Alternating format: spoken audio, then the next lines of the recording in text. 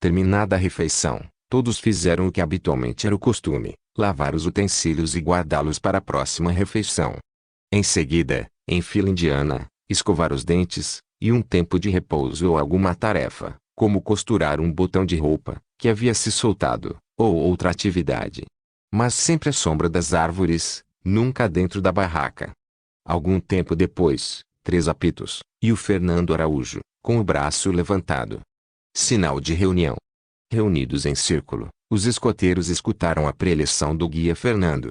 Com exceção da patrulha que estava de serviço no acampamento, as demais iriam realizar uma pesquisa minuciosa no terreno em direção às 3 pedras, mas não deveriam passar de 100 passos. Esse terreno era em forma de um triângulo, que ia se abrindo até o nosso objetivo final. Seria dividido imaginariamente em 3 faixas, e cada patrulha deveria pesquisar uma delas. Iriam caminhar em linha, vasculhando o máximo do terreno. Se encontrassem uma rocha com detalhes ou perfurações, desenhos ou outro objeto natural de relevo, deveriam espetar no solo uma varinha de bambu, de 1,5 metro de altura, com uma bandeirinha amarela. Depois de marcados, estes objetos ou pinturas, seriam moldados com massa de vidraceiro, ou fotografados. Era um trabalho de procurar agulha no palheiro. Nesta primeira tarde de pesquisa pouca coisa foi encontrada.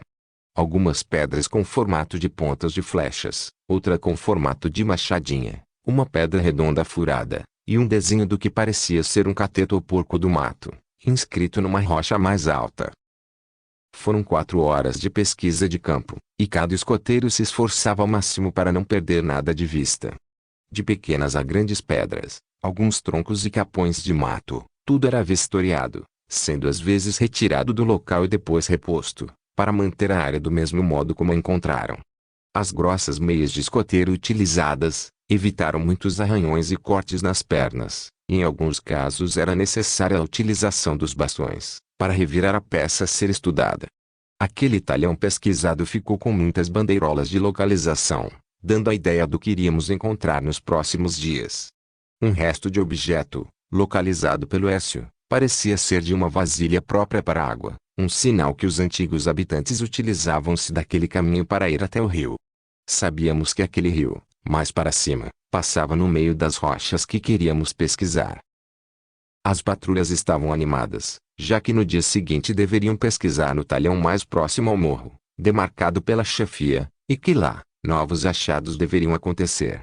Ao voltar entregaram os relatórios, e a disputa de quem ou qual patrulha encontrou o marco mais interessante, foi interrompida pelo Edson, que informou que todas aquelas conquistas eram de todo o grupo. Muitas fotos, impressões em massa de modelar, e até desenhos feitos pelo Pôncio, foram incluídos no relatório do grupo. Amostras de plantas, alguns frutos e sementes foram colhidos pelo Miguel e pelo Zé Sérgio, que pretendiam montar um herbário, coisa aprendida nas escolas Seca e La Salle, onde os dois estudavam. A planta inteira ou suas partes, eram colocadas entre as folhas de jornal e prensadas. Era a forma de se recolher as amostras. Depois seriam classificadas pelos especialistas em botânica da Unesp.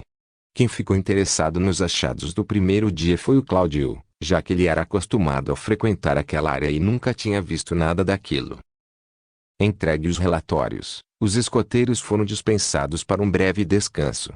Cansados, suados, mas contentes, eles se prepararam para o esperado banho de água fria, na beira do rio.